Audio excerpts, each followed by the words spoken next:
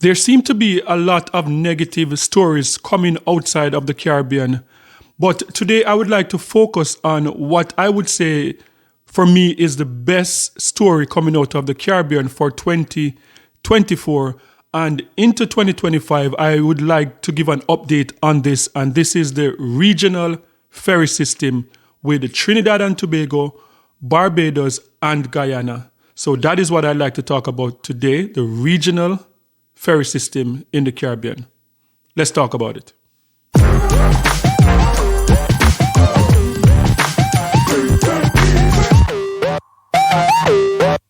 Yes, so the ferry system is something that I would say I've been passionate about for the past 15 to 20 years. The reason being, like growing up in Jamaica as a child, remember taking the ferry, and now for decades there's no ferry system. And when I moved to Bermuda in the early 2000s, if you follow this channel, you know I lived in Bermuda for approximately 7 years. And in Bermuda, to my surprise, the ocean, I've always complained about in the Caribbean, we're surrounded by the Caribbean Sea, we're surrounded by so much water, but we don't utilize the water. We're busy trying to be like North America with so many cars on the street. And to my surprise, when I lived in Bermuda, there was a restriction on how many cars you could have. So it's 1 car per household in Bermuda, and that was about 16, 17 years ago. And living in Bermuda, that was the first time I saw people really utilizing the ocean. Like people would be taking their boats to work, people would be jumping on their jet ski and going from one end of the island to the next end of the island, from some of the rural areas going into the town. And I'm like, wow, this is amazing. So this story is actually very exciting for me, that the Caribbean, that Barbados, Guyana, and Trinidad and Tobago are about to launch an official regional ferry system throughout the Caribbean. So let's take a look at what the Minister of Agriculture have to say about the launch. Let's take a look. Minister of Agriculture Zulfikar Mustafa has indicated that the regional ferry service linking Guyana, Barbados, and Trinidad and Tobago is set to commence operations soon. No, they are doing the trial right now in Trinidad. I'm hoping that very shortly the operation can commence. The board have already been formed. The project's oversight board includes Minister within the Ministry of Public Works, Deodat Indar, and agriculture economist Dr. Richard Blair.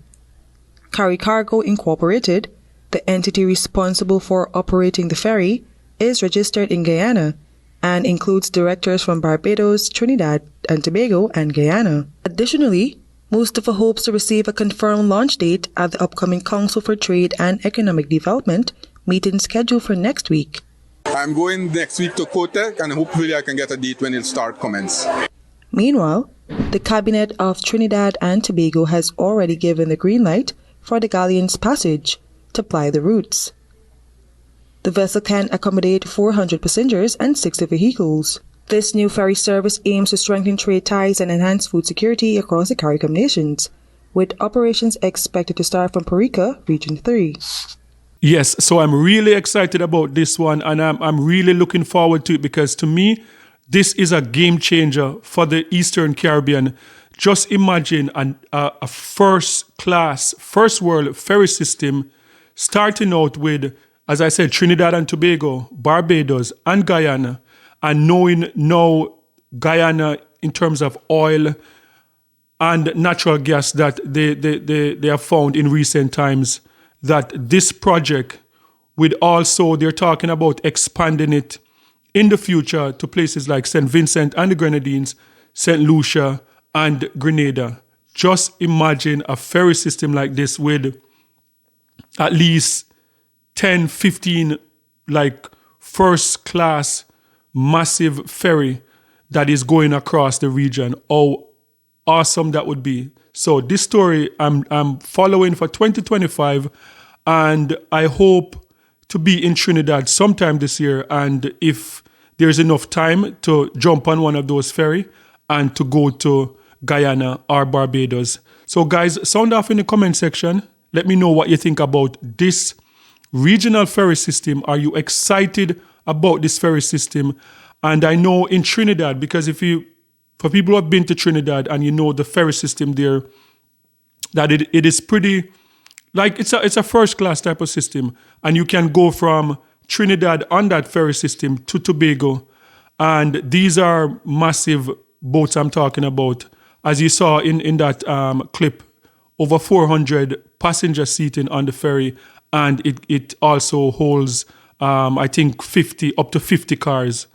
I'm not sure in terms of the cars, because when you're going, like if you're in the Caribbean and you're going, like say in St. Vincent and the Grenadines, and you're going from the mainland in St. Vincent to one of the smaller islands of the Grenadines, then you're taking your car and you go on the smaller islands and you just drive around. But in terms of going from, say, Guyana to Trinidad or Trinidad to Barbados, I'm not sure how that would work in terms of taking cars, because you would end up in a different jurisdiction in terms of insurance and licensing. But I know in terms of freight, like for agricultural, for manufacturing, that this is going to be like a big boost for the islands, like sharing, especially Trinidad and Tobago being like one of those like manufacturing giant. You can have a lot of finished products going from Trinidad and Tobago to Barbados, from Guyana to Barbados, and back and forth. So this is really good news. And as I said, it's one of the best news of 2024 that's going on in the Caribbean. And I look forward to see the progression in 2025 and to see how far this goes and to see if how long it would take to roll this out into other Caribbean islands like St. Vincent and the Grenadines, St. Lucia, and Grenada. So guys, sound off in the comment section. Let me know what you think about this.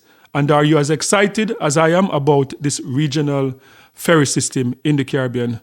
Sound off and let me know. And don't forget to like, share, and subscribe for more amazing content. And remember, peace. I'm out.